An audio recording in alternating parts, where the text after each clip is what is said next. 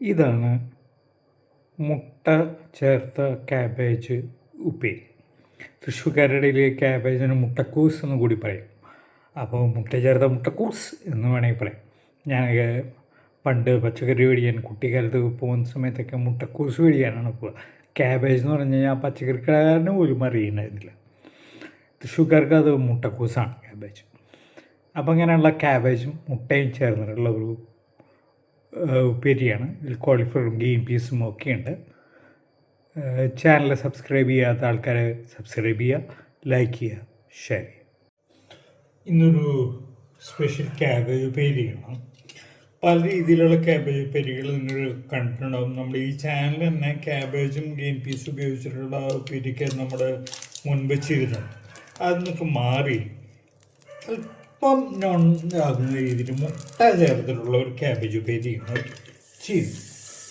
അതിനു വേണ്ടി ആദ്യം നമ്മൾ ഒരു കഷ്ണം ബട്ടർ ഇട്ടു. ആ ബട്ടർ കരിയാതിരിക്കാനായിട്ട് അല്പം എണ്ണ, ഒരു സ്പൂണൊക്കെ എണ്ണ മതി.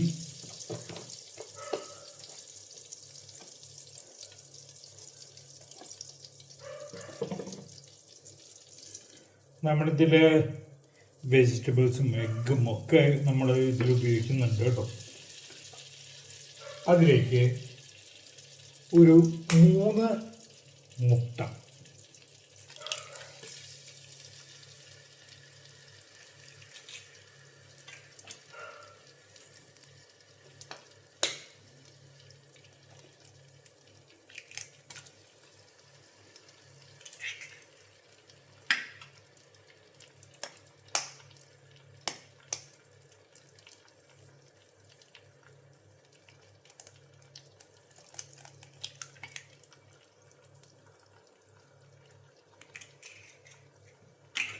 മുട്ട ഇട്ട് കഴിഞ്ഞിട്ടുണ്ടെങ്കിൽ അതിലേക്ക് ആവശ്യമായ ഉപ്പ്, ഒരു 1/2 സ്പൂണൊക്കെ ഉപ്പ് മതി. കാരണം എന്താണെന്ന് വെച്ചിട്ടുണ്ടെങ്കിൽ നമ്മൾ ക്യാബേജ് ഉണ്ടാക്കുമ്പോൾ അതിൽ ഉപ്പിടും. അപ്പോൾ അധികം ഉപ്പ് ഇതിനകത്തേക്ക് വേണ്ട. എന്നിട്ട് ഇതൊന്ന് സ്ക്രാമ്പിൾ ചെയ്തെടുക്കും.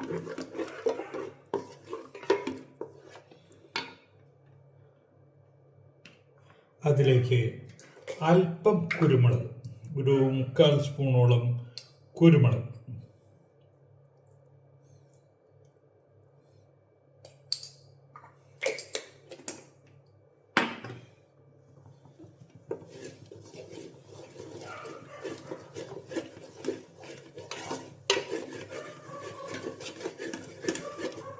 സാധാരണ സ്ക്രാമ്പിൾഡ് എഗ് ഒക്കെ ഉണ്ടാക്കുന്ന പോലെ ഒന്ന് സ്ക്രാമ്പിൾ ചെയ്തെടുക്കുക. കുറച്ച് ഡ്രൈ ആയിട്ടില്ല. കാരണം എന്താണെന്ന് വെച്ച് കഴിഞ്ഞാൽ നമ്മൾ സാധാരണ സ്ക്രാമ്പിൾഡ് എഗ് ഉണ്ടാക്കുമ്പോൾ ഈ ഒരു കൺസിസ്റ്റൻസി വേണം സാധാരണ ചെയ്യും. ഇതല്ല, ഇത് കുറച്ച് ഡ്രൈ ആയിക്കോട്ടെ. അതിലേക്ക് കൊണ്ടുവരും. എന്നിട്ട് ഇത് എടുത്ത് മാറ്റാം. അപ്പോൾ ക്യാബേജൊക്കെ ഒന്ന് വെന്തു.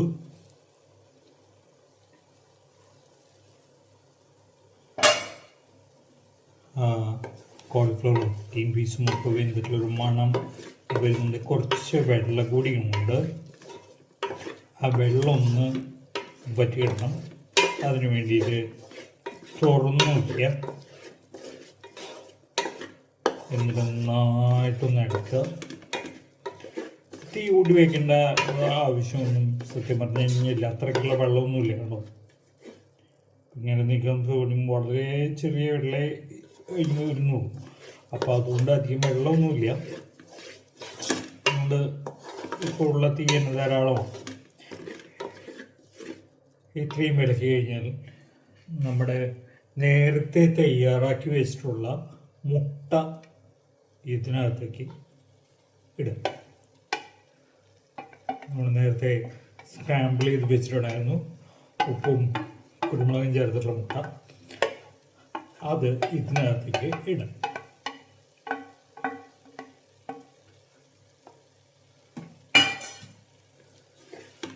വീണ്ടും നന്നായി ഇളക്കുക.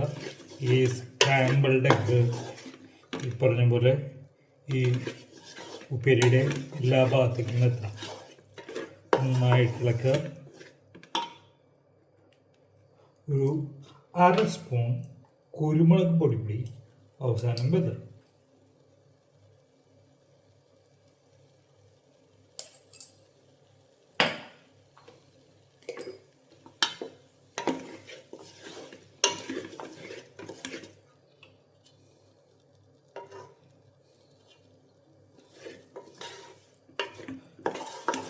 ഈ ഉപ്പേരിയുടെ ഒരു ലുക്കിനും കാര്യങ്ങൾക്കുമായിട്ട് ഒരു ചെറിയ 2 കാര്യങ്ങൾ കൂടി ഇതിനകത്തേക്ക് ആഡ് ചെയ്യും. ഇത് നമ്മളൊന്ന് പരത്തിയിട്ട ശേഷം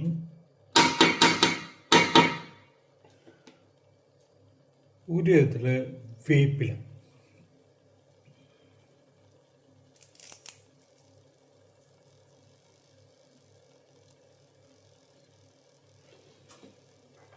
കുറച്ച് ചതച്ച മുളക്,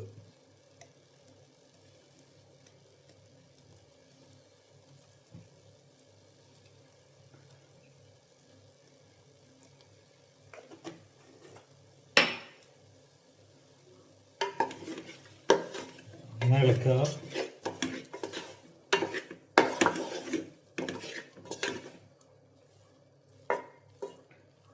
നമ്മുടെ ഉപ്പേരി തയ്യാറായി.